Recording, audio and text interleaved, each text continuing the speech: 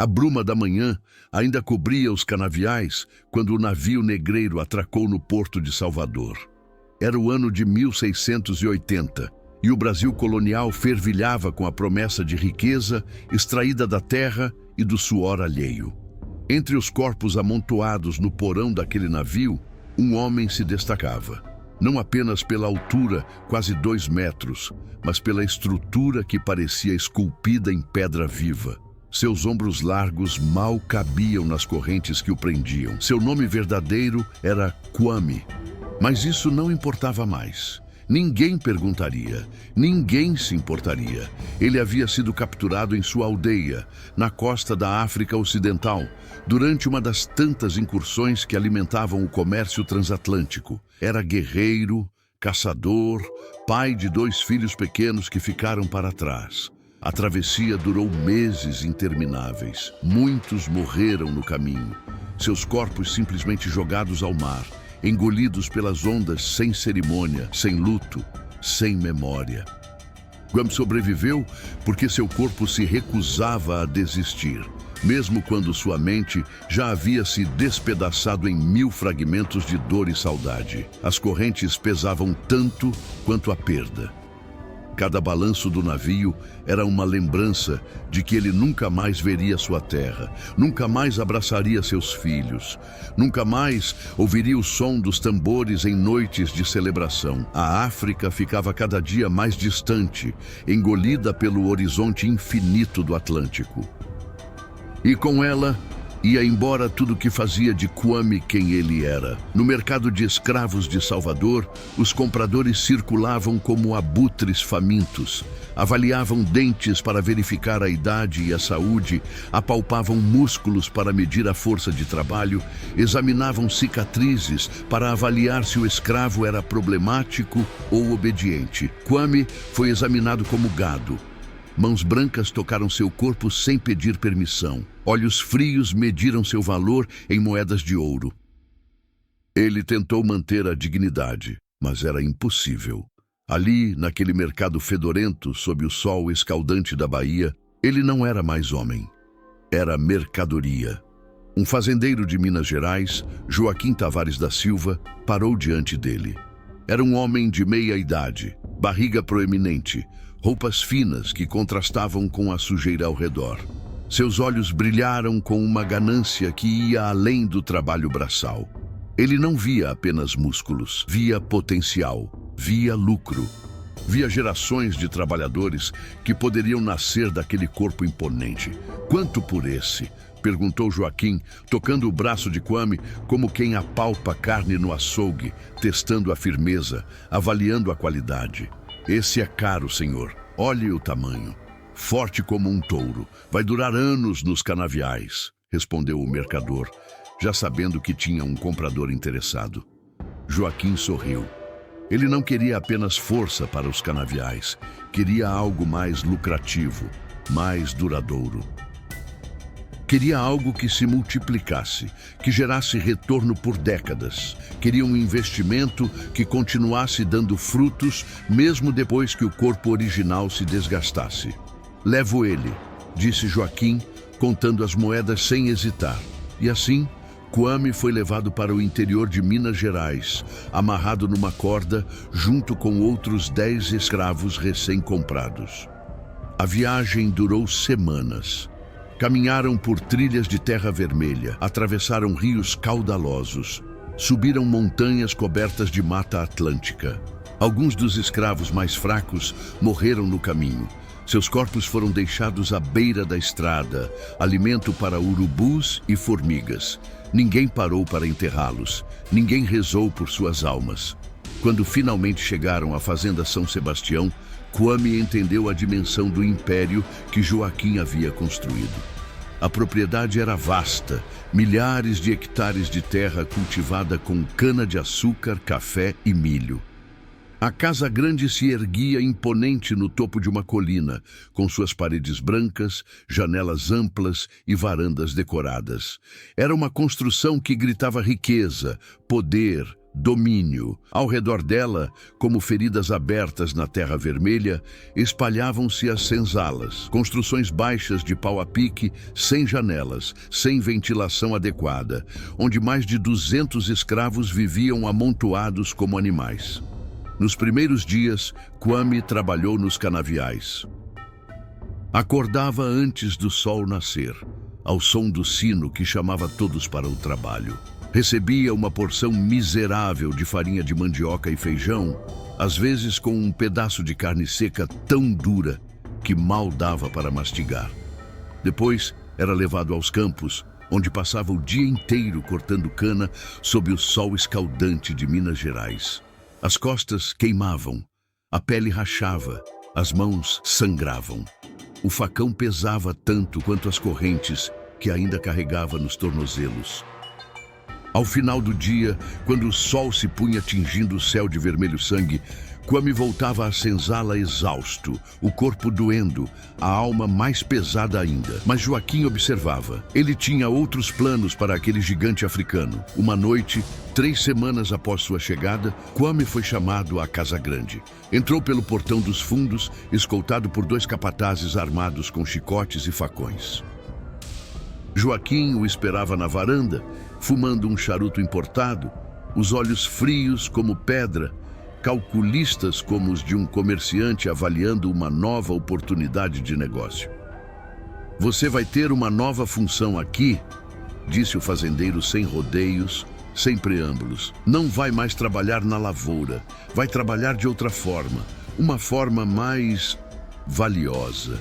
Kwame não entendeu de imediato. Seu português ainda era precário, cheio de lacunas e mal-entendidos. Mas o tom de voz de Joaquim, a forma como ele olhava para Kwame, não como quem olha para um trabalhador, mas como quem olha para um garanhão de raça, já dizia tudo. Logo ficaria dolorosamente claro. Nas semanas seguintes, Kwame foi separado dos outros escravos. Recebeu uma senzala própria, maior que as outras, com uma cama de palha mais grossa, um cobertor de lã surrado, mas funcional. A comida melhorou. Mais carne, mais feijão, às vezes até rapadura. Tratamento diferenciado que os outros escravos olhavam com uma mistura de inveja e pena. Mas não era privilégio, era preparação. Era o mesmo tratamento que Joaquim dava aos seus melhores cavalos reprodutores. Joaquim havia decidido que Kwame seria usado como reprodutor humano. Seu tamanho, sua força, sua saúde aparentemente inabalável, tudo isso seria transmitido a uma nova geração de escravos que nasceriam já pertencendo à fazenda, já marcados pelo sistema desde o primeiro suspiro. Crianças que cresceriam fortes, que trabalhariam mais, que valeriam mais no mercado caso Joaquim decidisse vendê-las. Era um investimento de longo prazo, um negócio calculado friamente, uma estratégia de multiplicação de capital humano. A primeira mulher foi trazida até ele numa noite sem lua, quando a escuridão era tão densa que mal se via a própria mão. Ela se chamava Joana, tinha cerca de 20 anos. Olhos assustados que brilhavam úmidos à luz da lamparina, mãos trêmulas que tentavam segurar a saia rasgada. Não houve escolha para nenhum dos dois. Os capatazes ficaram do lado de fora da senzala, garantindo que a tarefa fosse cumprida, que o investimento de Joaquim não fosse desperdiçado. Kwame olhou para ela e viu o reflexo do próprio desespero. Viu uma mulher que também havia sido arrancada de sua vida, de sua família, de seus sonhos. Viu alguém que, como ele, havia sido reduzida à função, à utilidade, à ferramenta. Ele quis dizer algo, quis pedir desculpas por algo que não era culpa dele, quis explicar que ele também era vítima. Mas as palavras morreram na garganta, sufocadas pelo peso da situação, pela impossibilidade de qualquer consolo real. Naquela noite, algo dentro dele começou a morrer também. Não o corpo.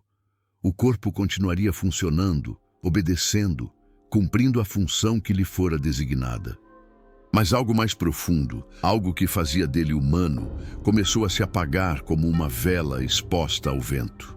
Nos meses seguintes, outras mulheres vieram. Algumas choravam silenciosamente, lágrimas escorrendo pelo rosto enquanto se deitavam na palha.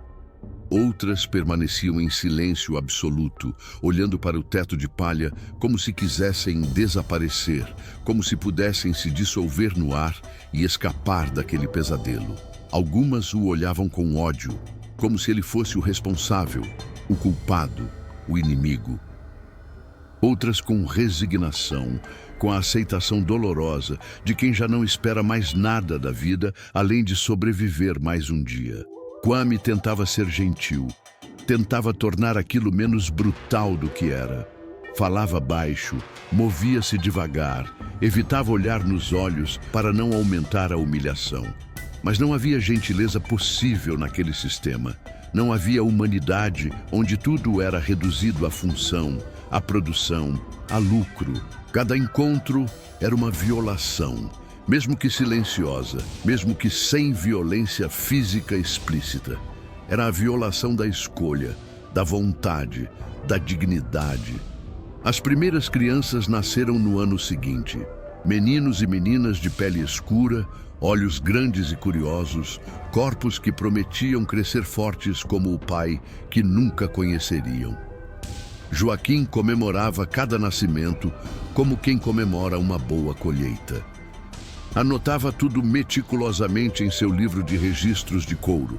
Datas de nascimento, nomes das mães, características físicas que poderiam aumentar o valor de mercado.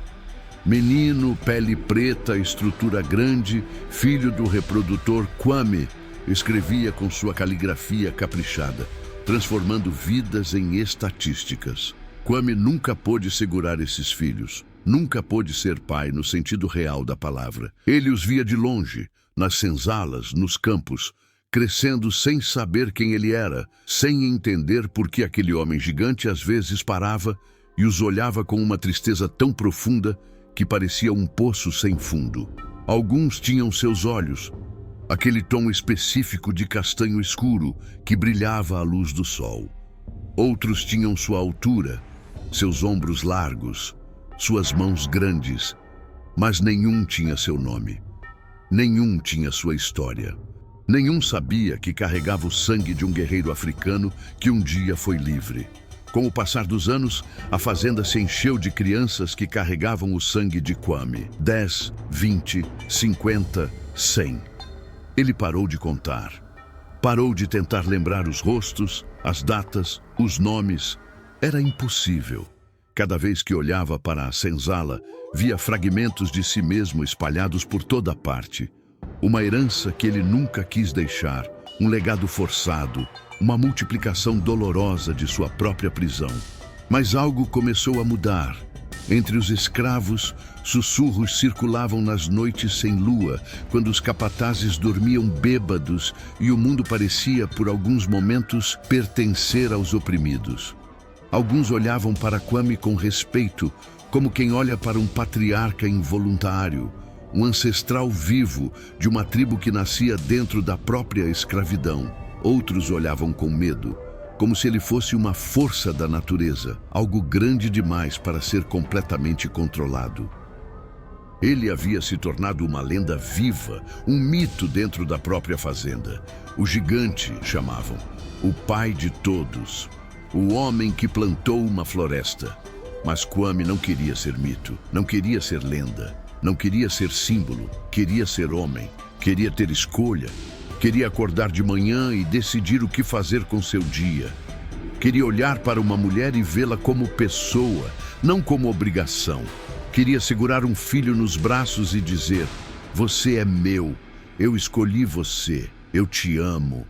Queria ser livre. E foi numa noite de tempestade, quando os raios rasgavam o céu como garras de fogo e a chuva afogava os sons da fazenda, que ele ouviu pela primeira vez a palavra que mudaria tudo, a palavra que reacenderia a chama que ele pensava ter se apagado completamente: rebelião. Um grupo pequeno de escravos havia começado a se reunir em segredo, nas noites mais escuras, quando até a lua parecia conspirar a favor deles. Planejavam uma fuga em massa. Queriam incendiar a Casa Grande, libertar todos os escravos da fazenda e fugir para os quilombos das montanhas, onde diziam que homens e mulheres negros viviam livres, sem senhores, sem correntes, sem chicotes. E queriam Kwame com eles. Não apenas pela força física que ele poderia oferecer na luta, mas pelo símbolo que ele representava. Se o gigante se levantasse, se o pai de todos se rebelasse, talvez todos os seus filhos o seguissem. Ele hesitou. Sabia que uma rebelião significava morte certa para muitos. Sabia que Joaquim não perdoaria, que a repressão seria brutal, que os corpos dos rebeldes seriam pendurados em árvores como avisos para os que ficassem. Mas também sabia que continuar vivendo daquele jeito era uma morte lenta, uma morte da alma, um apagamento gradual de tudo que o tornava humano. Naquela noite, enquanto a chuva caía como lágrimas do céu e o trovão ecoava como o grito de guerra de deuses esquecidos, Kwame tomou uma decisão que mudaria não apenas sua vida, mas o destino de centenas de pessoas que carregavam seu sangue. Ele não seria mais apenas o corpo que o fazendeiro queria, ele seria o homem que escolheria seu próprio destino, mesmo que isso custasse tudo. Mesmo que isso significasse morte, porque morrer livre era melhor do que viver acorrentado. Se você quer descobrir o que acontece a seguir, não esqueça de curtir e seguir o canal para não perder os próximos capítulos dessa história intensa e emocionante. As reuniões secretas aconteciam sempre após o toque de recolher, quando os capatazes já haviam se retirado para suas próprias cabanas, embriagados com cachaça barata, e apenas o crepitar das fogueiras quebrava o silêncio pesado da noite. Kwame começou a frequentar esses encontros, movendo-se pelas sombras com uma cautela que contrastava dramaticamente com seu tamanho imponente. Ele havia aprendido, ao longo dos anos, a tornar-se invisível quando necessário, uma habilidade estranha para um homem de quase 2 metros, mas essencial para a sobrevivência. O líder do grupo era um homem chamado Tomás, um escravo mais velho que havia trabalhado em outras fazendas antes de ser vendido para São Sebastião.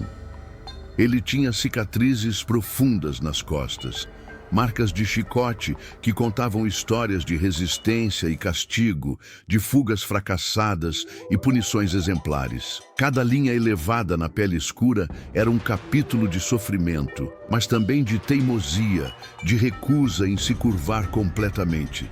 Seus olhos, porém, ainda brilhavam com uma chama que o sofrimento não conseguira apagar, uma determinação que os anos de escravidão não haviam destruído. Irmão gigante, Tomás o chamou na primeira reunião, usando o apelido que todos conheciam, a voz baixa, mas carregada de significado. Sua presença aqui significa mais do que você imagina. Metade das crianças desta fazenda carrega seu sangue. Se você se levantar, elas verão que é possível. Se você lutar, elas lutarão. Você não é apenas um homem, você é um símbolo. Kwame sentou-se no chão de terra batida, cercado por cerca de 15 homens e mulheres. Reconheceu alguns rostos, trabalhadores dos canaviais, cozinheiras da Casa Grande, ferreiros, carpinteiros. Joana estava lá, a primeira mulher que haviam forçado a deitar com ele anos atrás. Ela o olhou com uma expressão complexa que misturava ressentimento e compreensão, ódio e solidariedade. Ambos eram vítimas do mesmo sistema brutal. Ambos haviam sido usados, quebrados, desumanizados. E agora, ambos estavam ali, planejando o impossível. "O que vocês planejam exatamente?" perguntou Kwame, sua voz grave ecoando baixo no espaço apertado da senzala abandonada onde se reuniam. Tomás desenhou no chão com um graveto, traçando linhas que representavam a fazenda, a Casa Grande, as rotas de fuga.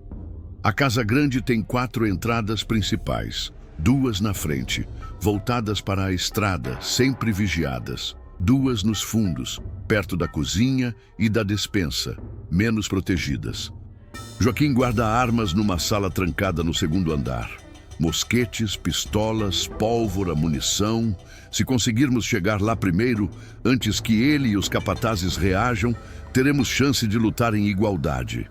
E depois? Questionou uma mulher chamada Benedita, que trabalhava na cozinha da Casa Grande e conhecia cada canto daquele lugar. Mesmo que tomemos as armas, mesmo que matemos Joaquim e os capatazes, somos 200 escravos fugitivos contra quantos brancos armados na região? Quantas milícias? Quantos capitães do mato com seus cães treinados para nos caçar? Por isso não vamos apenas tomar a fazenda, respondeu Tomás, os olhos brilhando com uma mistura de esperança e desespero. Vamos queimar tudo. Casa Grande, depósitos, plantações. Vamos destruir o império de Joaquim e fugir para o quilombo do Ambrósio.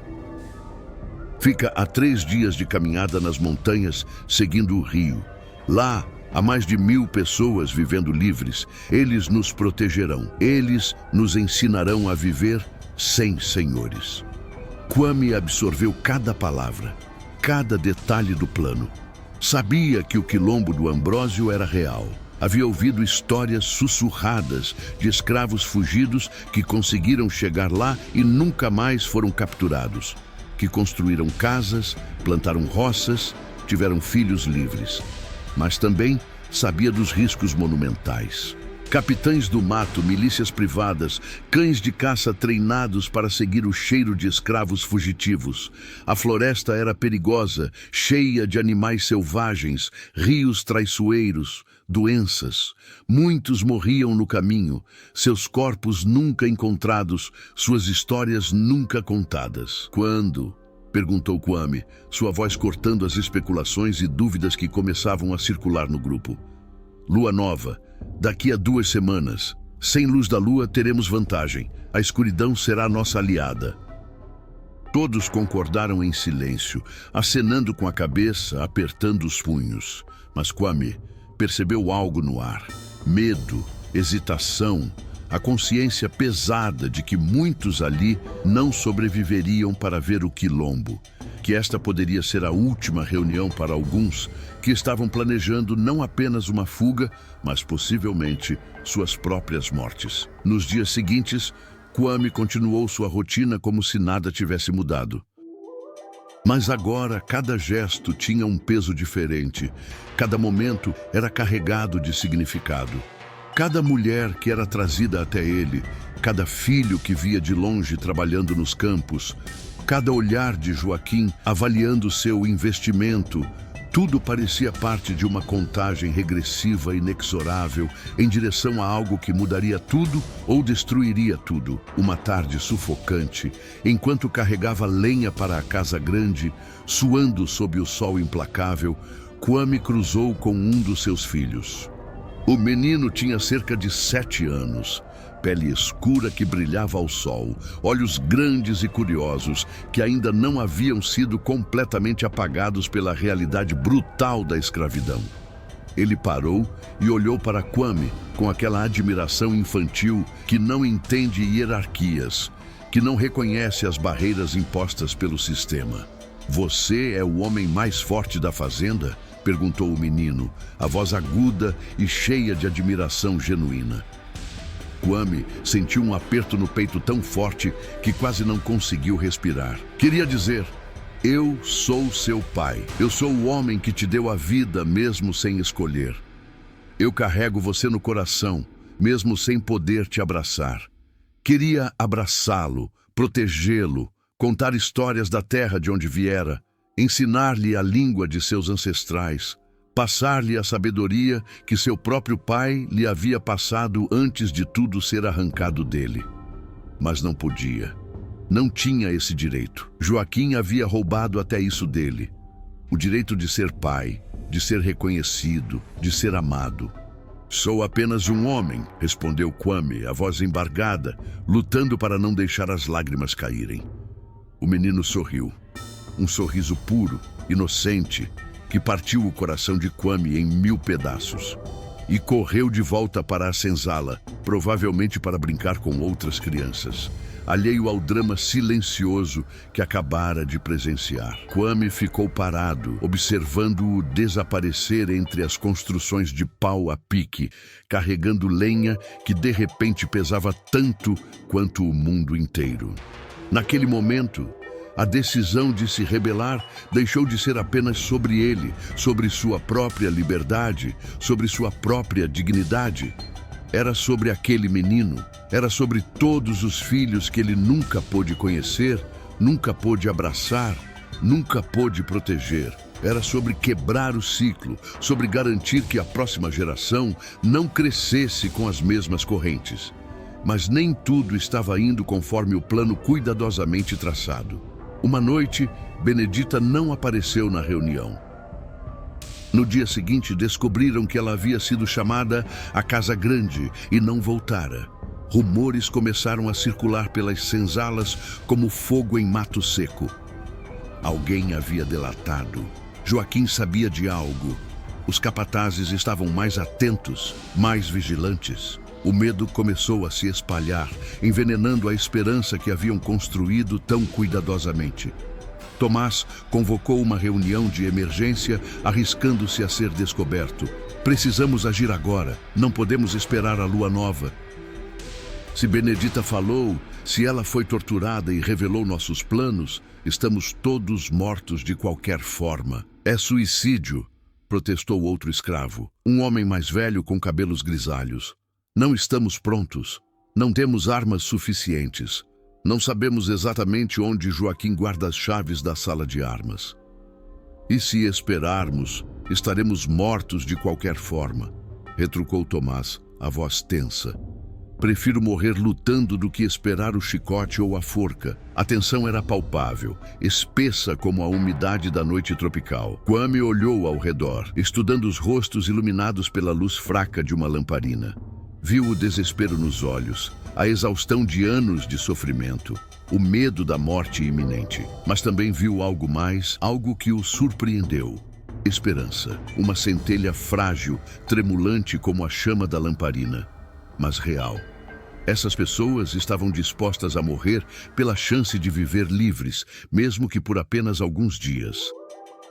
Eu vou, disse Kwame, sua voz cortando o debate como uma lâmina afiada. Com ou sem vocês, eu vou. Não posso mais viver assim. Não posso mais ser apenas um corpo usado para gerar filhos que nunca poderei conhecer. Não posso mais olhar para aquele menino e fingir que não sou seu pai. Não posso mais. Suas palavras tiveram o efeito de um trovão em céu claro. O silêncio que se seguiu era carregado de significado. Um por um, os outros concordaram. Se o gigante estava disposto a arriscar tudo, se o pai de todos estava pronto para lutar, eles também estariam. Sua coragem era contagiosa, sua determinação era inspiradora. Decidiram agir em 3 noites, tempo suficiente para preparar o mínimo necessário, afiar facões escondidos, identificar os guardas mais vulneráveis, memorizar as rotas de fuga. Mas não tanto tempo que Joaquim descobrisse e esmagasse a rebelião antes mesmo de começar. Naquela noite, Kwame não conseguiu dormir. Deitado na palha que servia de cama, olhou para o teto da senzala.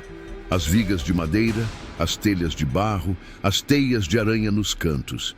E pensou em tudo que havia perdido. Sua terra natal, com suas árvores altas e rios cristalinos. Sua família, sua esposa, seus 2 filhos pequenos que provavelmente já o haviam esquecido, ou pior, que provavelmente estavam mortos ou escravizados também. Sua identidade, seu nome, sua história. Pensou nos 300 filhos que nunca conheceu de verdade, espalhados pela fazenda como sementes plantadas em solo envenenado. Pensou em Joana, em Benedita, em Tomás, em todos que arriscavam tudo por um gosto de liberdade. Pensou na palavra que havia quase esquecido o significado: liberdade. O que ela significava? Poder escolher, poder amar, poder simplesmente ser. Mas no fundo da alma, uma chama começou a arder. Não era ódio, embora houvesse ódio também, um ódio justificado por anos de humilhação. Era algo mais profundo, mais fundamental. Era a recusa de ser apenas um corpo, apenas uma ferramenta, apenas um número no livro de registros de Joaquim. Era a insistência teimosa, quase irracional, de que apesar de tudo, de todas as correntes, de todos os chicotes, de toda a desumanização, ele ainda era humano. E humanos lutam, humanos resistem, humanos escolhem, mesmo quando as escolhas são impossíveis. Na segunda noite, antes da rebelião planejada, algo inesperado aconteceu que mudaria tudo.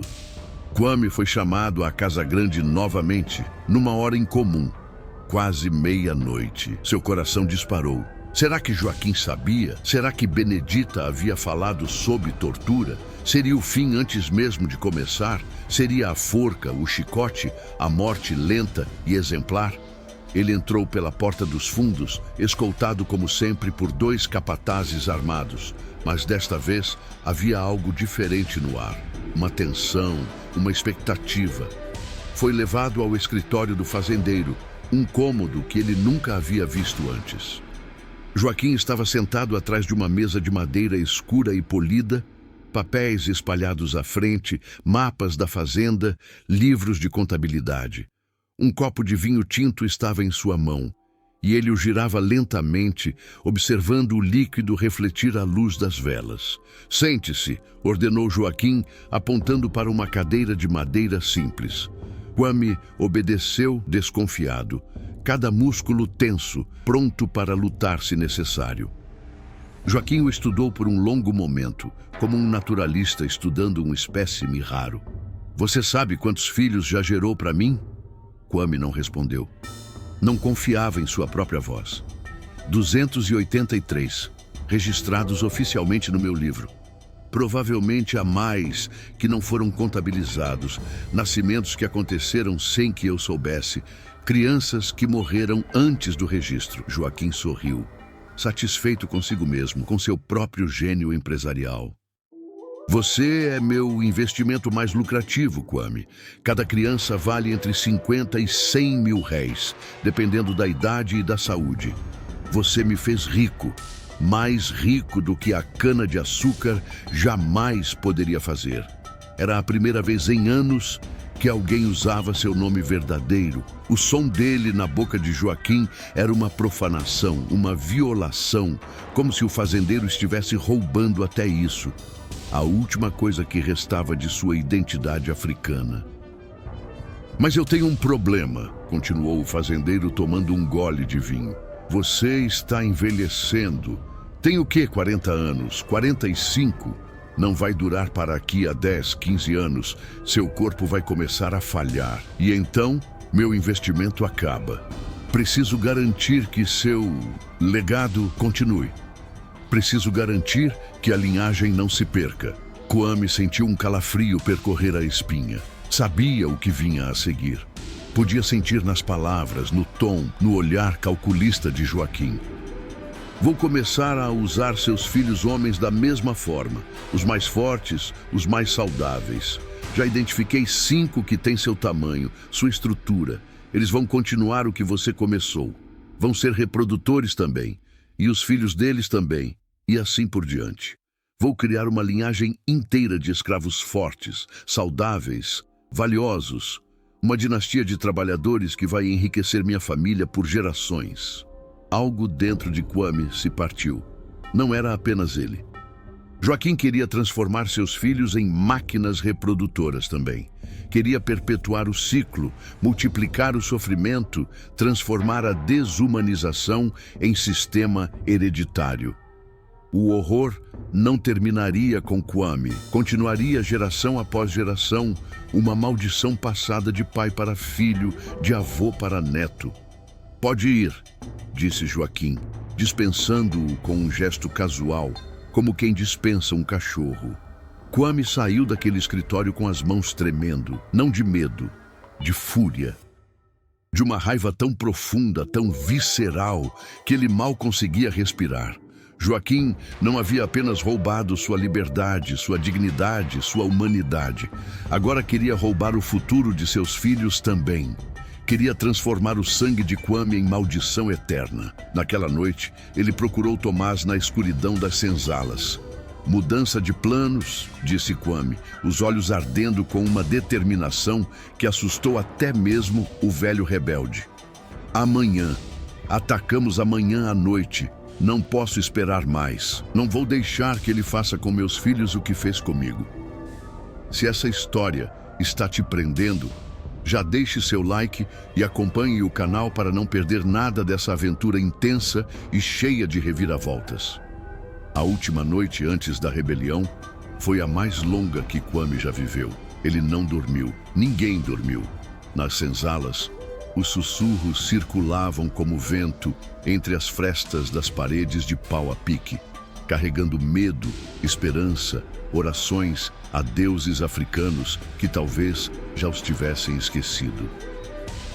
Alguns rezavam baixinho, invocando orixás cujos nomes mal lembravam, misturando-os com santos católicos que os padres haviam forçado goela abaixo. Outros afiavam ferramentas que serviriam como armas improvisadas, facões de cortar cana, foices enferrujadas, pedaços de ferro arrancados de carroças quebradas. Nada que pudesse competir de verdade com mosquetes e pistolas, mas era o que tinham. Era tudo que tinham. Tomás havia dividido o grupo em 3 frentes, cada uma com uma missão específica. A primeira, liderada por ele mesmo, invadiria a casa grande pela cozinha. Benedita, antes de desaparecer misteriosamente, havia deixado informações preciosas sobre a rotina dos guardas noturnos, sobre onde dormiam, quando trocavam de turno, quais eram os mais vigilantes e quais costumavam beber até cair. A segunda frente, menor e mais ágil, incendiaria os depósitos de cana e as carroças, criando caos e confusão, dividindo a atenção dos capatazes. A terceira, comandada por Kwame, teria a missão mais perigosa e talvez mais importante: libertar os escravos trancados no tronco e nas celas de castigo, garantindo que todos pudessem fugir juntos, que ninguém ficasse para trás para sofrer a vingança de Joaquim. O sinal seria o sino da capela, uma construção pequena que Joaquim havia mandado erguer mais para impressionar visitantes do que por verdadeira devoção. Um toque longo, seguido de 3 curtos, então começaria. Então, não haveria mais volta. Quando a noite caiu, pesada e úmida como sempre nas terras de Minas Gerais, Kwame reuniu seu grupo. 12 homens, incluindo alguns de seus filhos mais velhos, embora eles não soubessem da relação de sangue que os unia. Um deles, um jovem de 18 anos chamado João, tinha a mesma estrutura física de Kwame, os mesmos olhos profundos, a mesma determinação silenciosa.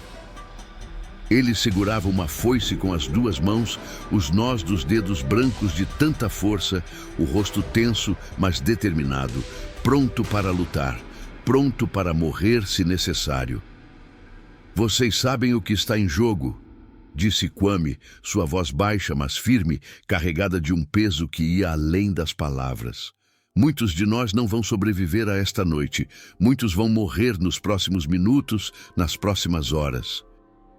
Mas os que sobreviverem terão algo que nunca tivemos. Algo que nos foi roubado desde o dia em que nascemos ou fomos capturados.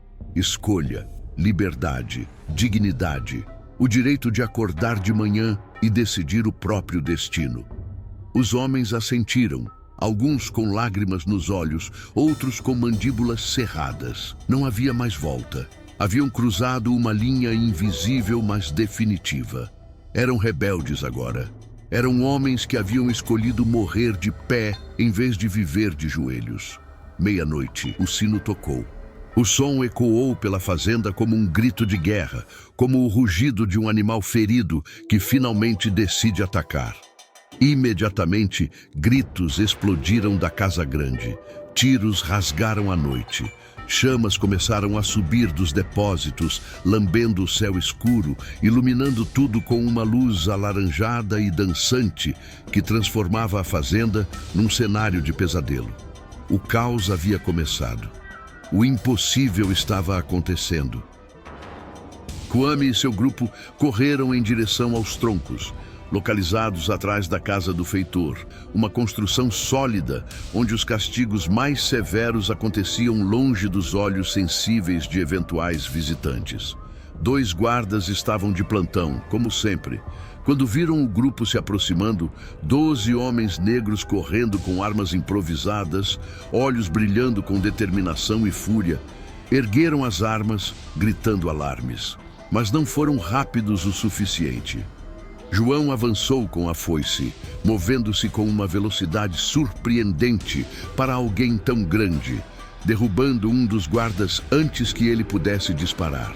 Kwame desarmou o outro com as mãos nuas, a força bruta de anos de trabalho forçado finalmente canalizada para algo além da sobrevivência, além da obediência. Seus dedos se fecharam no pescoço do homem, apertando, sentindo a vida escapar, sentindo o poder de decidir quem vive e quem morre. Eles abriram as celas de madeira reforçada com ferro. Dentro encontraram 6 escravos, homens e mulheres que haviam sido castigados por tentativas de fuga, por desobediência, por olhar errado, por existir de forma que desagradava os senhores. Estavam feridos, fracos, alguns mal conseguindo ficar de pé. Mas vivos, ainda vivos. Kwame os ajudou a sair, amparando os que mal conseguiam andar, carregando uma mulher que tinha as costas abertas por chicotadas recentes. "Corram para a floresta", ordenou, apontando para a escuridão além dos limites da fazenda. "Sigam o rio. Tomás estará esperando no ponto combinado. Não olhem para trás, apenas corram."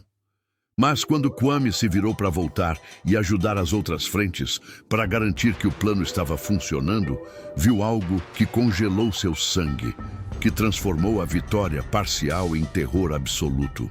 Joaquim Tavares da Silva estava parado na varanda da Casa Grande, iluminado pelas chamas que consumiam os depósitos, como um demônio emergindo do inferno. Ele segurava uma pistola em cada mão, as armas brilhando à luz do fogo. E ao lado dele, amarrada com cordas grossas e amordaçada com um pano sujo, estava Joana. Seu rosto estava inchado, marcado por pancadas. Sangue escorria de um corte acima do olho. Mas seus olhos ainda brilhavam com desafio, com recusa em se curvar completamente. "Kwame!" gritou Joaquim, sua voz cortando o caos como uma lâmina, carregada de ódio e triunfo perverso. "Você acha que pode me roubar? Acha que pode destruir o que construí com meu suor, meu dinheiro, minha inteligência? Acha que pode simplesmente fugir e deixar tudo para trás?" Kwame parou. Seu grupo hesitou, olhando para ele, esperando ordens. Tomás e os outros estavam lutando dentro da Casa Grande. Tiros ecoavam. Gritos de dor e fúria. Fumaça começava a sair das janelas, mas tudo isso parecia distante agora, secundário diante da cena na varanda. "Ela morre se você der mais um passo", ameaçou Joaquim, pressionando o cano frio da pistola contra a têmpora de Joana, o dedo no gatilho, pronto para disparar. Kwame sentiu o mundo desacelerar, como se o tempo tivesse se tornado mel espesso. Joana o olhava com olhos arregalados, lágrimas escorrendo pelo rosto machucado, misturando-se com o sangue. Ela havia sido a primeira mulher forçada a deitar com ele, a primeira a carregar seus filhos, a primeira a sofrer a violação sistemática que Joaquim havia transformado em negócio, a mãe de pelo menos 10 de seus filhos. E agora ela era refém de um homem que nunca viu nenhum deles como humano, que nunca reconheceu que eram pessoas com almas, sonhos, direito de existir. "Você não é nada!" gritou Joaquim, a voz quebrando de raiva e medo, porque pela primeira vez em sua vida ele estava perdendo o controle, e isso o apavorava mais do que qualquer coisa. "Você é meu, sempre foi meu, tudo aqui é meu. Cada criança, cada gota de suor, cada respiração que você toma, tudo me pertence. Eu te comprei, eu te possuo." Algo dentro de Kwame se rompeu. Não era apenas raiva, embora houvesse raiva suficiente para incendiar o mundo. Era anos de humilhação acumulada, de desumanização sistemática, de ser tratado como animal, como ferramenta, como objeto. Era a dor de ver seus filhos crescerem sem poder tocá-los, sem poder dizer "eu te amo", sem poder protegê-los. Era a vergonha de ter sido usado como ferramenta de reprodução, como garanhão humano. Era tudo, todo o sofrimento, toda a perda, toda a violência, concentrado num único momento de clareza absoluta. Ele deu um passo à frente. Joaquim puxou o gatilho. O tiro ecoou como o fim do mundo, mas não acertou Joana. João, o jovem que segurava a foice, havia se jogado na frente dela num reflexo de heroísmo puro, empurrando-a para o lado com toda a força. A bala o atingiu no peito, perfurando pulmão e coração, matando-o quase instantaneamente. Ele caiu, o sangue escorrendo pela camisa rasgada, formando uma poça escura que se expandia rapidamente na madeira da varanda. Kwame rugiu. Não era um som humano. Era algo primitivo, visceral. Um grito que vinha de um lugar anterior à linguagem, anterior à civilização. Era o grito de um pai vendo o filho morrer. Era o grito de um homem que havia perdido tudo e não tinha mais nada a perder. Ele correu em direção à varanda com uma velocidade que desafiava seu tamanho, que desafiava a física. Joaquim tentou atirar novamente, mas suas mãos tremiam e Kwame já estava em cima dele. Com um único golpe, arrancou a pistola da mão do fazendeiro e o jogou contra a parede da casa grande com força suficiente para rachar a madeira. "Você me tirou tudo!" gritou Kwame, segurando Joaquim pelo pescoço, erguendo-o do chão como se fosse uma boneca de pano. "Meu nome, minha terra, minha família, meus filhos, você me transformou em coisa, em animal, em ferramenta, mas eu sou o homem, você ouve? Eu sou o homem." Joaquim tentava respirar, os olhos esbugalhados de terror puro. Pela primeira vez em sua vida privilegiada, ele estava do lado fraco. Pela primeira vez, ele era o impotente, o vulnerável, o que não tinha escolha. Pela primeira vez, ele entendia, realmente entendia, o que havia feito a centenas de pessoas durante décadas. Kwame ergueu o punho, pronto para esmagar o crânio do homem que havia destruído tantas vidas, que havia transformado seres humanos em mercadoria, que havia construído um império sobre sofrimento e sangue. Seu punho estava a centímetros do rosto de Joaquim quando ouviu uma voz fraca atrás dele. Uma voz que cortou através da fúria como uma faca através de manteiga. "Pai!" Ele se virou. João estava no chão, agonizando, o sangue formando uma poça cada vez maior ao redor dele. Joana estava ajoelhada ao lado do rapaz, chorando, tentando estancar o sangramento com as próprias mãos, mas era inútil, a ferida era mortal. E João olhava para Kwame com uma expressão de reconhecimento, de compreensão final. De alguma forma, ele sabia. Talvez sempre soubesse. Talvez todos os filhos de Kwame soubessem, no fundo da alma, que aquele gigante silencioso era seu pai. "Não, morra como ele", sussurrou João. Cada palavra um esforço monumental, cada respiração uma batalha perdida. "Seja livre e seja humano." E então, o jovem fechou os olhos. O peito parou de se mover. A vida escapou como água entre dedos. Kwame soltou Joaquim, que desabou no chão, tossindo, tentando recuperar o fôlego. O fazendeiro estava vivo, mas quebrado. Física e psicologicamente, Kwame poderia tê-lo matado. Parte dele queria, parte dele precisava, mas João estava certo. Se ele matasse Joaquim ali, naquele momento de fúria cega, estaria apenas perpetuando o ciclo de violência. Estaria se tornando o monstro que o sistema queria que ele fosse. Estaria provando que Joaquim tinha razão, que ele era apenas um animal violento que precisava ser controlado. Em vez disso, Kwame pegou Joana pelo braço. Ela estava em choque, olhando para o corpo de João, murmurando orações incoerentes, e gritou para os outros: "Vamos, agora! Não temos mais tempo!" Tomás e o restante do grupo saíram correndo da casa grande, carregando armas roubadas. Mosquetes, pistolas, facas, munição e alguns sacos de mantimentos que haviam conseguido pegar da despensa. As chamas já haviam se espalhado. A fazenda inteira estava em caos absoluto. Capatazes corriam de um lado para o outro, tentando controlar o incêndio, tentando organizar uma defesa, mas era tarde demais. Escravos fugiam em todas as direções, aproveitando a confusão, desaparecendo na escuridão da floresta. Kwame liderou o grupo em direção à mata, carregando Joana, que mal conseguia andar. Atrás deles, a fazenda São Sebastião ardia como uma pira funerária gigantesca. 200 anos de exploração, de sofrimento, de sangue derramado, tudo consumido pelas chamas purificadoras. A casa grande desabou com um estrondo que ecoou pelas montanhas. Os depósitos viraram cinzas, as plantações queimaram até não restar nada além de terra negra. Mas enquanto corriam, enquanto a adrenalina ainda bombeava nas veias, Kwame carregava algo mais pesado que qualquer corrente, mais doloroso que qualquer chicotada. A imagem de João morrendo no chão, chamando-o de pai pela primeira e última vez. O rapaz havia dado a vida para salvar Joana. Havia morrido livre, fazendo uma escolha. Mas isso não tornava a dor menor. Não tornava a perda mais suportável.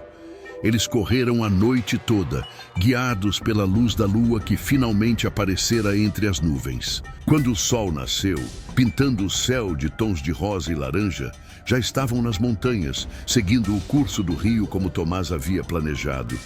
Mas o grupo estava menor, muito menor. Muitos haviam ficado para trás, mortos nas lutas, capturados pelos capatazes ou perdidos no caos da fuga. De 50 que haviam iniciado a rebelião, apenas 23 chegaram às montanhas. Kwame olhou para trás uma última vez. A fumaça ainda subia no horizonte, uma coluna negra contra o céu azul da manhã, marcando o lugar onde a fazenda São Sebastião havia existido, onde 300 de seus filhos haviam nascido, onde ele havia sido quebrado e reconstruído inúmeras vezes, onde ele havia perdido tudo e, paradoxalmente, encontrado a força para lutar. Ele era livre. Mas a que custo? Quantos haviam morrido para que ele pudesse estar ali, respirando ar livre, sem correntes? Quanto sangue havia sido derramado? E valeu a pena. Olhou para Joana, que caminhava ao seu lado em silêncio, os olhos vazios. Olhou para Tomás, que liderava o grupo com determinação inabalável. Olhou para os outros sobreviventes, cada um carregando suas próprias perdas, suas próprias dores. Sim, pensou Kwame, valeu a pena, porque pela primeira vez em décadas, ele havia escolhido. Havia decidido seu próprio destino, e isso ninguém poderia tirar dele. E se você quer continuar descobrindo o que acontece, siga o canal agora. Cada capítulo traz novas revelações e emoções que vão te deixar sem fôlego.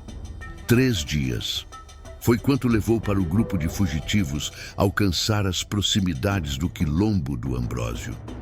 3 dias de caminhada forçada pelas montanhas acidentadas de Minas Gerais, atravessando rios gelados que cortavam a pele como lâminas, se escondendo em cavernas úmidas sempre que ouviam sons suspeitos, comendo raízes amargas e o pouco que conseguiam caçar. Pequenos animais, frutas silvestres, qualquer coisa que mantivesse o corpo funcionando. 3 dias nos quais Kwame mal falou, carregando o peso da morte de João como uma pedra gigantesca no peito, uma dor que não diminuía com o tempo, apenas se tornava mais familiar. Do grupo original de 50 que havia fugido da fazenda São Sebastião, naquela noite de fogo e sangue, apenas 23 chegaram vivos ao quilombo. Alguns haviam sido capturados pelos capitães do mato, que Joaquim certamente enviara atrás deles. Podiam ouvir os latidos dos cães de caça ecoando pelas montanhas, cada vez mais próximos, cada vez mais ameaçadores. Outros, feridos demais durante a rebelião, não aguentaram a jornada brutal. Morreram no caminho, seus corpos enterrados às pressas em covas rasas ou simplesmente deixados para trás quando não havia tempo nem força para rituais. E alguns simplesmente desapareceram na vastidão verde da floresta, engolidos pela mata fechada, seus destinos desconhecidos. Joana caminhava ao lado de Kwame, em silêncio pesado. Ela não o culpava pela morte de João, pelo menos não abertamente, não com palavras. Mas havia algo nos olhos dela, uma tristeza profunda que ia além das palavras, além da culpa ou do perdão. Era uma dor materna pura, visceral, o tipo de dor que nunca cicatriza completamente. João era apenas um dos muitos filhos que Kwame havia gerado, mas para ela era o filho, o primogênito. O menino que ela havia embalado nos braços enquanto trabalhava nos campos sob o sol escaldante, que havia crescido forte e corajoso apesar de tudo, e que agora jazia morto numa fazenda em chamas, seu corpo provavelmente já devorado por urubus. Quando finalmente avistaram o quilombo, o alívio foi quase palpável, como se um peso invisível tivesse sido parcialmente retirado dos ombros de todos. Tratava-se de uma comunidade escondida no alto de uma serra íngreme, protegida por paliçadas de madeira pontiaguda e vigias armados com arcos, lanças e algumas armas de fogo roubadas ao longo dos anos. Casas de pau a pique se espalhavam entre as árvores, construídas com habilidade e cuidado. Hortas cultivadas mostravam fileiras organizadas de mandioca, milho, feijão. Crianças corriam livres, rindo, brincando, sem correntes, sem medo. Era uma visão que Kwame nunca pensou que veria. Negros vivendo sem senhores, sem capatazes, sem chicotes, vivendo simplesmente como humanos. Tomás, que conhecia alguns dos líderes do quilombo de fugas anteriores, negociou a entrada do grupo. Eles foram recebidos com cautela inicial. Afinal, poderiam ser espiões, poderiam trazer problemas, mas também com solidariedade profunda. Todos ali sabiam o que era fugir. Todos ali carregavam cicatrizes semelhantes, histórias de sofrimento que se entrelaçavam como raízes de árvores antigas. Nos primeiros dias, Kwame tentou se adaptar ao impossível: liberdade. Recebeu uma pequena cabana para morar, construída com suas próprias mãos com a ajuda de outros quilombolas. Ferramentas para trabalhar na lavoura comunitária, onde cada um contribuía e todos compartilhavam a colheita. Roupas limpas, simples, mas dignas. Comida suficiente. Pela primeira vez em décadas, ninguém o chamava de gigante ou o tratava como mercadoria. Ele era apenas Kwame, um homem entre outros. Um sobrevivente entre sobreviventes. Mas a liberdade não trouxe a paz que ele esperava, que havia imaginado durante todos aqueles anos de cativeiro. À noite, os pesadelos vinham com regularidade cruel. Ele via os rostos das mulheres que haviam sido forçadas a deitar com ele. Algumas chorando, outras em silêncio morto, todas violadas pela mesma máquina de desumanização. Via os filhos que nunca pôde conhecer, espalhados pela fazenda como sementes plantadas em solo envenenado, crescendo sem pai, sem história, sem raízes verdadeiras. Via João caindo, o sangue escorrendo, os olhos se apagando, a vida escapando, enquanto chamava Kwame de pai pela primeira e última vez. E via Joaquim, sempre Joaquim rindo, anotando números num livro de couro, reduzindo vidas inteiras a estatísticas, a valores de mercado, a investimentos. Uma noite, Joana o encontrou sentado do lado de fora da cabana, olhando para as estrelas que brilhavam no céu limpo da montanha, tão diferentes das estrelas que ele via na África quando era jovem, mas ainda belas, ainda testemunhas silenciosas de tudo. "Você não dorme", ela disse. Não era uma pergunta. Era uma constatação de quem também não dormia, de quem também era assombrada. "Não consigo", admitiu Kwame, a voz rouca. Ela se sentou ao lado dele, mantendo uma distância respeitosa. Por um longo tempo, ficaram em silêncio, apenas ouvindo os sons noturnos da floresta, grilos, sapos, o vento nas árvores. Então Joana falou, a voz baixa, mas firme, carregada de uma honestidade brutal. Eu te odiei. Durante anos, eu te odiei com uma intensidade que me assustava. Cada vez que olhava para meus filhos, via você. Via seu rosto, seus olhos, sua altura. E odiava você por isso. Odiava que eles carregassem o sangue de um homem que eu não havia escolhido, que havia sido forçado sobre mim. Kwame fechou os olhos, as palavras cortando como lâminas afiadas. Mas ela continuou. Mas eu estava errada. Levei anos para entender, mas estava errada. Você não era o inimigo. Você era vítima, assim como eu. Joaquim nos usou, nos quebrou, nos transformou em ferramentas de seu sistema diabólico. Mas aqui, agora, temos a chance de ser mais do que isso. Temos a chance de ser humanos novamente. João morreu por minha causa, disse Kwame, a voz embargada de emoção. João morreu porque escolheu salvar alguém, corrigiu Joana, virando-se para olhá-lo diretamente. Ele morreu livre, Kwame. Morreu fazendo uma escolha. Morreu como homem, não como escravo. Isso é mais do que a maioria de nós jamais teve. É mais do que eu tive durante 40 anos de vida. João viveu 18 anos, mas nos últimos minutos ele foi mais livre do que eu fui em décadas. As palavras de Joana trouxeram um alívio pequeno, mas real. Kwame percebeu que ela estava certa. João havia morrido, sim, e a dor dessa perda nunca desapareceria completamente. Mas havia morrido como homem, fazendo uma escolha heróica, salvando alguém. E isso significava algo profundo. Significava que o sistema não havia vencido completamente. Significava que, mesmo nascendo escravo, João havia encontrado uma forma de ser livre. Mas a paz frágil do Quilombo não duraria muito tempo. 2 semanas após a chegada do grupo, vigias postados nas torres de observação avistaram movimentação suspeita nas montanhas abaixo. Capitães do mato, milícias privadas, homens armados com mosquetes, pistolas, cães de caça. Joaquim não havia desistido. Ele queria seus investimentos de volta. E mais do que isso, queria vingança. Queria fazer um exemplo.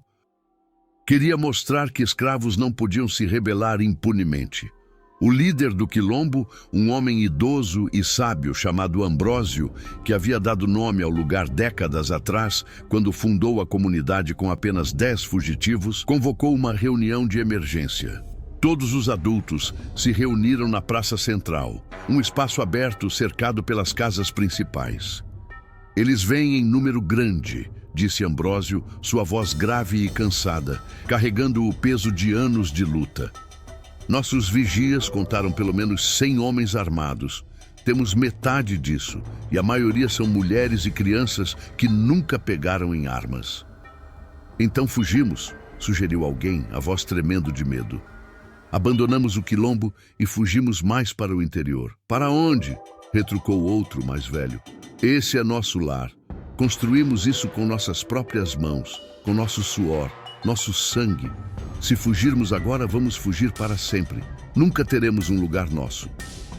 Podemos lutar, disse Tomás, se levantando, a voz firme. Conhecemos o terreno, eles não. Podemos usar armadilhas, emboscadas, podemos fazer cada metro de terra custar sangue, podemos tornar essa invasão tão cara que eles desistam. E quantos vão morrer? Perguntou uma mulher, segurando uma criança pequena no colo, os olhos cheios de lágrimas. Quantas crianças vão ficar órfãs? Quantas mães vão enterrar filhos? O silêncio que se seguiu era pesado, carregado de medo e incerteza. Todos olhavam uns para os outros, buscando respostas que ninguém tinha. O Quilombo era tudo que possuíam. Suas casas, suas plantações, sua liberdade. Mas valeria a pena morrer por isso? Valeria a pena sacrificar tudo numa batalha que provavelmente perderiam? Foi quando Kwame se levantou. Todas as atenções se voltaram para ele. Mesmo ali, no Quilombo, entre pessoas livres, sua presença era imponente, impossível de ignorar. Eu vou até eles, disse Kwame, a voz calma, mas determinada. O quê? Tomás o olhou como se ele tivesse enlouquecido. Você vai se entregar? Depois de tudo que fizemos, depois de tudo que perdemos? Não, vou negociar. Negociar com Joaquim, com um homem que te usou como animal reprodutor durante décadas. Ele vai te matar na hora, talvez. Mas se eu for, talvez ele deixe vocês em paz. Ele me quer. Eu sou o símbolo do prejuízo dele, da humilhação dele. Sou o investimento que fugiu, a propriedade que se rebelou. Se eu voltar, se eu me entregar, talvez ele desista do quilombo. Talvez ele considere que recuperar o gigante é vitória suficiente. Joana se levantou bruscamente, os olhos arregalados de horror. Você não pode fazer isso. Você acabou de conquistar sua liberdade. Você lutou, sangrou, perdeu um filho por isso. Kwame olhou para ela, depois para os rostos ao redor. Crianças brincando entre as casas, famílias reunidas, pessoas que haviam construído algo real ali, algo precioso. E percebeu que a liberdade não era apenas sobre ele. Nunca havia sido apenas sobre ele. Era sobre todos. Era sobre garantir que a próxima geração crescesse sem correntes, sem medo, sem senhores. Eu passei a vida inteira sendo usado, disse Kwame, a voz embargada, mas firme. Meu corpo foi usado para gerar filhos que eu nunca pude conhecer de verdade. Minha força foi usada para enriquecer um homem que me via como animal. Mas agora, pela primeira vez, eu escolho. E escolho usar minha vida para proteger vocês, para proteger esse lugar, para garantir que as crianças aqui cresçam livres. Ambrósio estudou Kwame por um longo momento, seus olhos antigos vendo além das palavras, além da superfície. Você tem certeza disso, irmão? Você entende o que está oferecendo? Tenho, entendo perfeitamente. Então você não vai sozinho, declarou Ambrósio com autoridade. Tomás deu um passo à frente imediatamente. Eu vou com você. Não vou deixar você enfrentar aquele demônio sozinho. Outros se juntaram, 10 homens no total, incluindo alguns dos melhores guerreiros do quilombo, não para se entregar, mas para garantir que se Joaquim traísse a negociação, se tentasse capturar Kwame à força, ele não morreria sozinho. Seria uma escolta, uma demonstração de força, um aviso de que Kwame não era mais propriedade de ninguém. No dia seguinte, ao amanhecer, Kwame desceu a montanha com seu grupo. Joaquim e seus homens estavam acampados numa clareira ampla, cercados por barracas de lona, fogueiras fumegantes, cavalos amarrados. Quando viram Kwame se aproximando, aquele gigante que havia fugido, que havia liderado a rebelião, que havia destruído a fazenda, as armas foram erguidas instantaneamente. Mosquetes apontados, gatilhos prontos. Joaquim saiu da barraca principal, mancando levemente.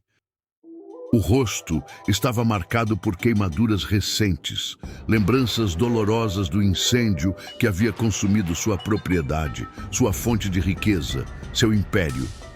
Ele olhou para Kwame com uma mistura complexa de ódio visceral e satisfação perversa. Você voltou, disse Joaquim, sorrindo um sorriso torto que não alcançava os olhos. Sabia que voltaria. No fundo, você sabe o que é. Sabe que me pertence, sempre pertenceu. Eu vim fazer um acordo, disse Kwame, mantendo a voz firme, controlada. Acordo? Joaquim riu, um som áspero e desagradável. Você não está em posição de negociar nada. Você é um escravo fugitivo, um criminoso. Destruiu minha propriedade, matou meus homens, roubou meus investimentos. Você quer me levar de volta, quer me punir. Quer recuperar seu investimento mais valioso, mas se tentar invadir o quilombo, vai perder metade dos seus homens. Talvez mais. Aquelas montanhas são traiçoeiras. Os quilombolas conhecem cada trilha, cada esconderijo. Eles vão lutar até a morte. E no final, você não vai me ter de qualquer forma, porque eu prefiro morrer a voltar acorrentado. Joaquim estreitou os olhos, calculando, pesando as opções. Era um homem de negócios, acima de tudo. Entendia de custos e benefícios, de riscos e recompensas. Mas, continuou Kwame, Se você deixar o quilombo em paz, se prometer não perseguir mais ninguém que fugiu da sua fazenda, eu vou com você, sem resistência, sem luta. Você me leva de volta, faz o que quiser comigo, mas deixa os outros viverem, deixa as crianças crescerem livres, deixa Joana, Tomás, todos os outros em paz. O silêncio se estendeu, tenso como corda de arco. Os homens de Joaquim olhavam para o patrão, esperando ordens. Tomás e os quilombolas seguravam suas armas, prontos para lutar se necessário. E Kwame permanecia imóvel, como uma montanha, esperando o veredicto. Joaquim considerou a proposta. Sua fazenda estava destruída. Reconstruir levaria anos e fortunas que ele não tinha mais. Muitos de seus escravos haviam fugido ou morrido. Perseguir todos seria impossível, caro demais. Mas recuperar Kwame, o símbolo de sua humilhação, o reprodutor que havia gerado 300 filhos, isso seria uma vitória. Pequena, talvez, mas vitória ainda assim. Uma forma de salvar a face, de mostrar que ainda tinha poder. Lentamente, Joaquim assentiu. Trato feito. Você vem comigo. Os outros ficam. Mas se qualquer um deles aparecer perto de minhas terras novamente, o acordo está quebrado. Kwame se virou para Tomás e os outros. Voltem. Digam a eles que estão seguros. Digam que o sacrifício valeu a pena. Kwame não... começou Tomás, mas Kwame o interrompeu com um olhar. Vai, essa é minha escolha. Respeite isso. E assim Kwame foi levado de volta. Acorrentado novamente, as correntes pesadas mordendo os pulsos e tornozelos. Mas desta vez era diferente. Profundamente diferente. Desta vez, ele havia escolhido. Havia negociado os termos. Havia usado sua própria vida como moeda de troca para comprar a liberdade de outros. E isso, essa escolha, essa agência, esse ato de vontade própria, ninguém poderia tirar dele. Nem Joaquim, nem as correntes, nem o sistema inteiro de escravidão. Enquanto era levado de volta através das montanhas, Kwame olhou para trás uma última vez. Viu Tomás e os outros subindo de volta para o quilombo, carregando a notícia de que estavam seguros. Viu a fumaça das fogueiras do quilombo subindo entre as árvores. E soube que mesmo voltando para o cativeiro, mesmo voltando para o inferno que havia escapado, ele havia vencido de alguma forma. Porque pela primeira vez em sua vida, ele havia escolhido seu próprio destino. Se você está curioso pelo desfecho dessa história poderosa, não esqueça de curtir e ativar o sininho do canal para acompanhar o último capítulo. Kwame voltou à fazenda São Sebastião acorrentado, mas não quebrado. Joaquim Tavares da Silva, com o rosto permanentemente marcado pelas queimaduras do incêndio que quase destruiu sua propriedade e seu império, olhava para ele com uma mistura estranha de triunfo e algo mais. Talvez respeito relutante, talvez medo disfarçado. Pela primeira vez em sua vida de senhor absoluto, o fazendeiro havia sido forçado a negociar com um escravo. Havia sido forçado a reconhecer, mesmo que implicitamente, que aquele homem tinha poder, tinha vontade, tinha agência. E isso, de alguma forma profunda e irreversível, mudava tudo. A fazenda estava diferente, quase irreconhecível. Metade dos depósitos ainda eram ruínas carbonizadas, esqueletos negros de madeira queimada que se erguiam contra o céu como dedos acusadores. A casa grande havia sido parcialmente reconstruída, mas as marcas da rebelião estavam por toda parte. Paredes remendadas, janelas novas que não combinavam com as antigas, um ar geral de decadência que nenhuma reforma conseguiria apagar completamente. E mais importante, dos 200 escravos que trabalhavam ali antes da rebelião, menos de 100 haviam permanecido ou sido recapturados. Os outros fugiram durante o caos, e Joaquim não tinha recursos, nem financeiros nem emocionais, para perseguir todos. Seu império estava desmoronando, e ele sabia disso. Kwame foi levado ao tronco imediatamente. Joaquim queria fazer um exemplo. Queria mostrar aos escravos que restaram que rebelião tinha consequências terríveis, que fugir não valia a pena. Os chicotes começaram a cair, rasgando a pele das costas de Kwame, abrindo feridas que sangrariam por dias. Mas quando os açoites começaram, algo inesperado aconteceu, algo que nenhum chicote poderia reverter. Os escravos pararam de trabalhar. Um por um, lentamente, largaram as ferramentas, enxadas, facões, cestos, e olharam. Não com medo, como Joaquim esperava. Não com a resignação habitual, mas com algo diferente, algo novo e perigoso. Solidariedade, reconhecimento. Kwame havia voltado para salvá-los, para salvar o quilombo, para garantir que outros pudessem viver livres. Havia negociado sua própria liberdade pela segurança de centenas, e eles sabiam disso. Todos sabiam. Joaquim percebeu, viu nos olhos deles, na postura, no silêncio carregado de significado. Ele podia chicotear Kwame até a morte, podia torturá-lo publicamente, podia fazer dele um exemplo sangrento, mas não podia apagar o que ele representava agora. Não podia destruir o símbolo que Kwame havia se tornado. O gigante não era mais apenas um reprodutor, não era mais apenas um corpo usado para gerar lucro.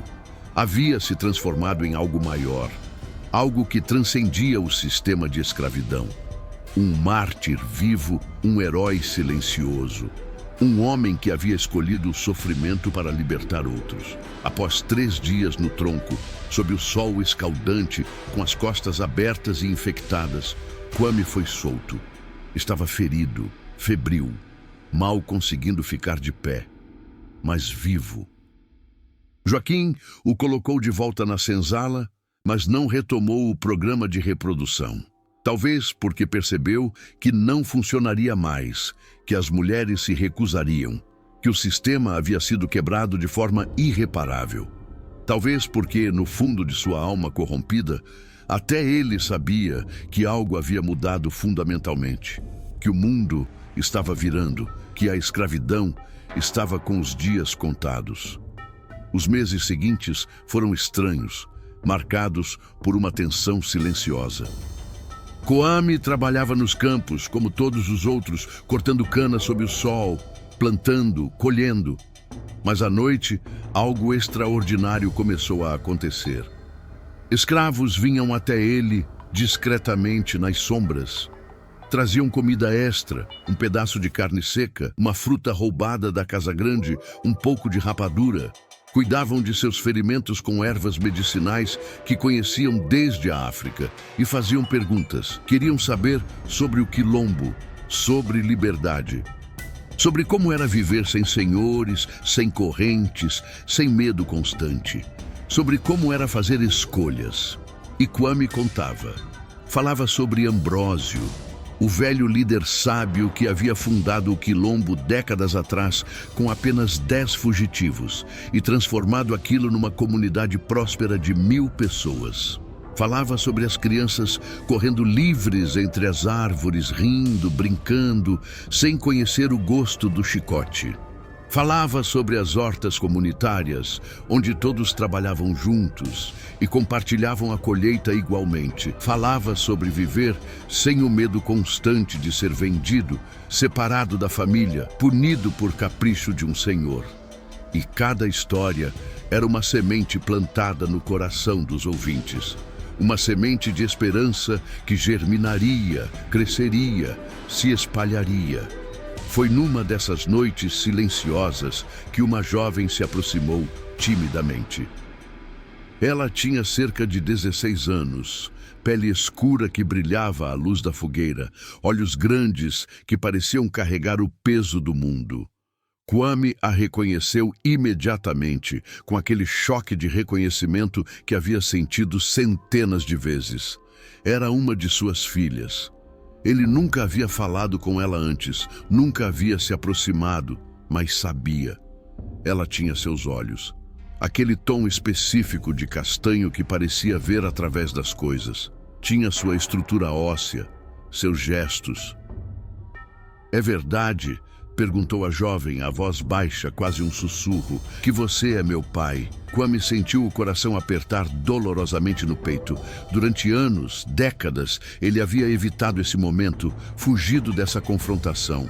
Mas agora, olhando para ela, para aquela jovem que carregava seu sangue, mas não seu nome, percebeu que não podia mais fugir. Não devia mais fugir. Sim, respondeu, a voz embargada de emoção. É verdade. A jovem ficou em silêncio por um longo momento, processando. Então, lágrimas começaram a escorrer pelo rosto dela, brilhando à luz fraca da fogueira. Eu sempre soube, disse ela, a voz quebrando. Sempre senti. Minha mãe nunca confirmou, mas eu via como você olhava para mim às vezes de longe, como você olhava para todos nós. Mas ninguém nunca confirmou, ninguém nunca me viu. Nunca reconheceu que eu existo, que tenho um pai, que tenho uma história. Kwame estendeu a mão hesitante, tremendo. Ela a segurou. E naquele gesto simples, pai e filha tocando-se pela primeira vez, reconhecendo-se, conectando-se, anos de distância forçada foram parcialmente curados. Não completamente. Algumas feridas nunca cicatrizam completamente, mas parcialmente, o suficiente para começar. Como você se chama? Perguntou Kwame, percebendo com vergonha que não sabia, que nunca havia perguntado. Maria.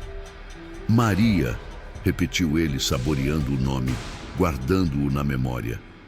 Você é livre, Maria. Talvez não agora, talvez não aqui, neste lugar maldito, mas um dia, eu prometo, um dia você será livre. E quando for, lembre-se de quem você é, lembre-se de onde veio. Lembre-se que carrega o sangue de guerreiros, de sobreviventes, de pessoas que se recusaram a ser quebradas completamente. Nos meses seguintes, mais filhos de Kwame começaram a procurá-lo. Alguns com raiva acumulada, outros com curiosidade genuína, muitos apenas querendo entender, querendo preencher o vazio que a ausência paterna havia deixado. Kwame conversou com cada um. Pediu desculpas por não ter sido o pai que mereciam, explicou que não havia tido escolha, que o sistema os havia roubado um do outro e prometeu que faria tudo ao seu alcance para que eles tivessem o que ele nunca teve: liberdade, dignidade, escolha. Mas Joaquim estava observando e ele não gostava do que via. Kwame estava se tornando um líder, mesmo sem tentar, mesmo sem querer. Estava unindo os escravos, dando-lhes esperança, plantando ideias perigosas. E esperança era a coisa mais perigosa que um escravo podia ter. Esperança levava à rebelião, esperança levava à fuga. Esperança destruía o sistema. Uma noite, Joaquim convocou Kwame à Casa Grande novamente. O fazendeiro estava sentado atrás de sua mesa, mais velho, mais cansado, as queimaduras no rosto lembrando-o constantemente de sua derrota. Você está causando problemas novamente, disse Joaquim, a voz cansada. Pensei que trazendo você de volta, as coisas voltariam ao normal. Mas você está envenenando meus escravos com ideias de liberdade, com histórias de quilombos. Eles já tinham essas ideias, respondeu Kwame calmamente. Eu apenas dei nome a elas. Dei voz ao que todos já sentiam. Joaquim se levantou, os olhos frios. Eu deveria te matar. Seria mais fácil, mais seguro. Então por que não faz? O fazendeiro hesitou. E Kwame percebeu, com uma clareza súbita, Joaquim tinha medo. Medo de que, se matasse Kwame, os escravos se rebelassem novamente, desta vez sem possibilidade de negociação. Medo de que o gigante se tornasse mártir, que sua morte inspirasse mais revoltas do que sua vida. Medo de perder o controle completamente, de ver seu mundo desmoronar de vez. Você vai morrer de qualquer forma, disse Joaquim finalmente, voltando a sentar. Não pelas minhas mãos, mas pelo tempo. Você está velho, Kwame. Seu corpo está se desgastando. Daqui a alguns anos, você vai morrer. E quando morrer, tudo isso vai morrer com você. As histórias, a esperança, a rebeldia, tudo vai se apagar. Kwame sorriu. Era um sorriso triste, mas real. Você está errado. Eu já plantei 300 sementes. 300 filhos que carregam meu sangue, minha história, minha recusa em ser quebrado. E cada um deles vai plantar mais sementes. E essas sementes vão crescer, vão se espalhar, vão quebrar o solo envenenado da escravidão. Você pode me matar, pode me prender, pode me chicotear, mas não pode apagar o que eu deixo para trás. Não pode apagar o legado. Joaquim não respondeu. Apenas acenou para que Kwame saísse, derrotado de uma forma que ia além da física. 2 anos depois, em 1695, Kwame morreu. Não de forma violenta, não sob tortura ou punição, simplesmente de exaustão. Seu corpo, usado e abusado por mais de 40 anos de escravidão, finalmente desistiu. Ele tinha cerca de 60 anos, uma idade impressionante para um escravo, quando a maioria morria antes dos 40.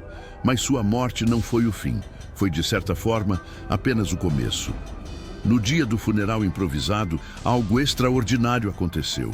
Mais de 200 pessoas compareceram, escravos de fazendas vizinhas que arriscaram punição severa para estar ali, fugitivos que haviam voltado em segredo das montanhas, quilombolas que desceram do Ambrósio para prestar respeito. Todos vieram honrar o homem que havia se tornado lenda viva, que havia se recusado a ser apenas corpo, apenas ferramenta, apenas número.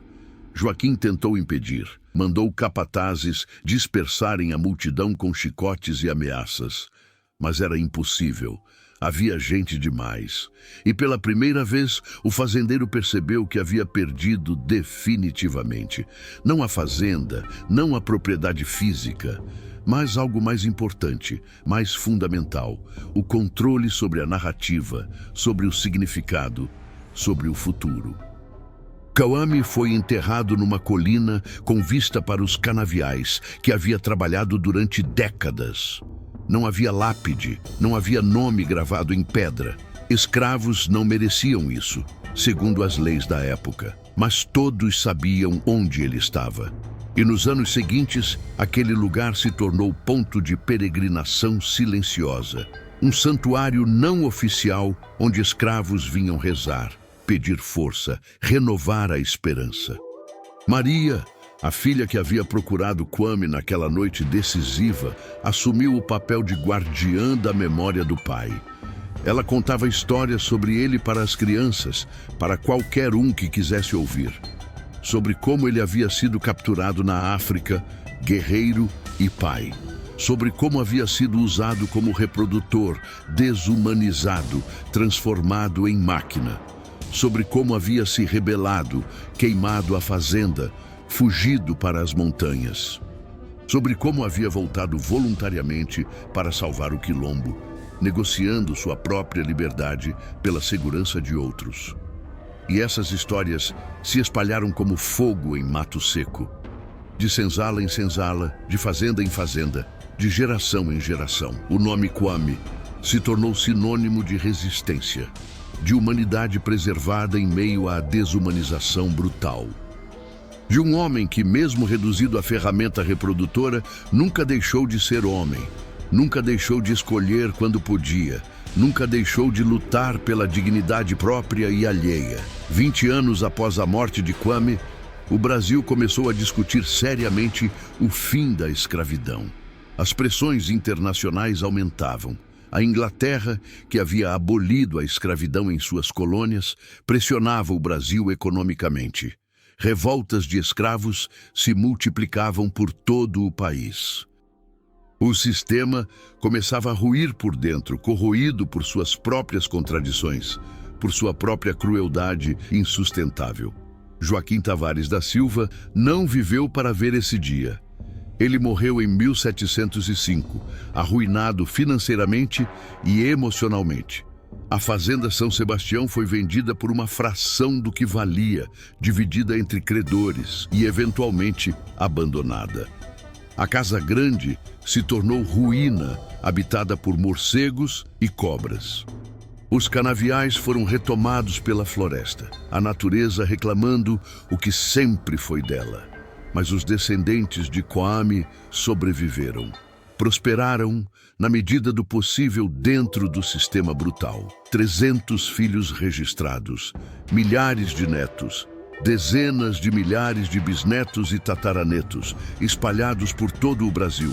Minas Gerais, São Paulo, Rio de Janeiro, Bahia, até mesmo além das fronteiras. Muitos sem saber a própria origem, sem conhecer a história do ancestral gigante, mas todos carregando fragmentos do DNA de um homem que nunca escolheu ser pai de tantos, mas que se tornou ancestral de uma nação dentro da nação. Em 1888, finalmente, a Lei Áurea foi assinada pela Princesa Isabel. A escravidão no Brasil terminou oficialmente, embora suas consequências continuassem ecoando por gerações, por séculos. Em 1950, um historiador chamado Dr. Augusto Mendes começou a pesquisar registros de fazendas coloniais em Minas Gerais para sua tese de doutorado. Ele encontrou o livro de registros de Joaquim Tavares da Silva, preservado num arquivo empoeirado de um museu regional. E ali, página após página, escritas com caligrafia caprichada, estavam os nomes. Datas de nascimento, nomes das mães, características físicas e sempre, a mesma anotação fria e burocrática. Pai, o escravo Kwame, reprodutor. 283 registros oficiais. Mas Dr. Mendes, experiente em pesquisa histórica, sabia que havia mais. Muitos nascimentos não eram registrados, especialmente se as crianças morressem cedo. Muitas mães escondiam gravidezes. O número real provavelmente ultrapassava facilmente 300, talvez chegasse a 400. Dr. Mendes publicou um artigo acadêmico revolucionário sobre o caso, intitulado O Gigante Reprodutor de São Sebastião, um estudo de caso sobre desumanização sistemática na escravidão colonial brasileira. O artigo causou comoção nos círculos acadêmicos e além. Alguns historiadores mais conservadores questionaram a veracidade, argumentando que os números eram exagerados. Outros ficaram genuinamente horrorizados com a brutalidade sistemática, com a transformação de um ser humano em máquina reprodutora. Mas todos concordaram em uma coisa: a história de Kwame era um testemunho visceral, inegável, da desumanização que estava no coração do sistema escravocrata. Nos anos 2000, com o avanço espetacular dos testes de DNA e da genética populacional, pesquisadores brasileiros e internacionais começaram a rastrear descendentes de Kwame. Encontraram milhares, pessoas em todas as classes sociais, todas as profissões, todas as regiões do Brasil. Professores, médicos, trabalhadores, artistas, todos carregando marcadores genéticos específicos que apontavam para um ancestral comum. Um homem de estatura excepcional, nascido na África Ocidental por volta de 1635, que viveu e morreu como escravo em Minas Gerais. Hoje, na cidade histórica de Ouro Preto, há um pequeno memorial. Uma placa de bronze montada numa pedra, localizada numa colina com vista para o vale onde a fazenda São Sebastião existiu. A placa tem o nome Kwame, gravado em letras grandes. Abaixo, uma inscrição simples mas poderosa. Ele foi forçado a ser pai de 300, mas escolheu ser humano até o fim, em memória de todos que sofreram sob a escravidão e em celebração daqueles que resistiram. Turistas passam por ali frequentemente, tiram fotos, leem a placa sem entender completamente o peso da história. Mas os locais sabem, especialmente aqueles que carregam sobrenomes comuns. Silva, Santos, Oliveira, Souza, sobrenomes dados aos escravos libertos após 1888, que escondem histórias extraordinárias de sofrimento e sobrevivência. E às vezes, em noites de lua cheia, quando o vento sopra das montanhas, dizem que se pode ouvir um canto vindo da colina onde Kwame foi enterrado. um canto africano, na língua que ele falava antes de ser capturado, antes de perder tudo. Ninguém sabe exatamente o que as palavras significam. A língua foi perdida, esquecida ao longo das gerações, mas todos que ouvem sentem o peso delas, sentem a dor e a força que carregam. É o canto de um homem que perdeu sua terra, sua família, sua liberdade, sua identidade, mas que se recusou a perder sua humanidade. É o canto de 300 filhos que nunca conheceram o pai de verdade, mas que carregam seu legado no sangue, nos ossos, na recusa teimosa de se curvar completamente. É o canto de um sistema brutal que tentou transformar humanos em máquinas, pessoas em propriedade, almas em mercadoria, mas que não conseguiu apagar completamente a centelha de humanidade, de resistência, de esperança. E é o canto de uma história que precisa ser contada, lembrada, honrada, não para glorificar o sofrimento, não para romantizar a dor, mas para garantir que nunca, nunca seja esquecida ou repetida. Kwame morreu acorrentado num leito de palha, numa senzala que cheirava a suor e desespero, mas seus descendentes vivem livres. Andam pelas ruas das cidades brasileiras, trabalham, amam, constroem famílias, fazem escolhas, carregam seu DNA, sua força, sua recusa em ser quebrado. E isso, no final, é a única vitória que realmente importa. A história do escravo gigante reprodutor não é apenas sobre um homem, é sobre um sistema inteiro de opressão. É sobre como a escravidão não destruía apenas corpos, mas famílias inteiras, identidades culturais, futuros imaginados. É sobre como, mesmo nos momentos mais escuros da história humana, a humanidade encontra formas de resistir, de sobreviver, de deixar legado que transcende o sofrimento. 300 filhos, 300 histórias não contadas individualmente, mas que juntas formam uma narrativa poderosa de sobrevivência. 300 vidas que começaram na escravidão, marcadas pela violência do sistema, mas que eventualmente, através de gerações de luta, de resistência, de recusa em desistir, encontraram liberdade. E tudo começou com um homem que se recusou a ser apenas um número num livro de registros de couro. Um homem chamado Kwame, o gigante, que nunca se curvou completamente.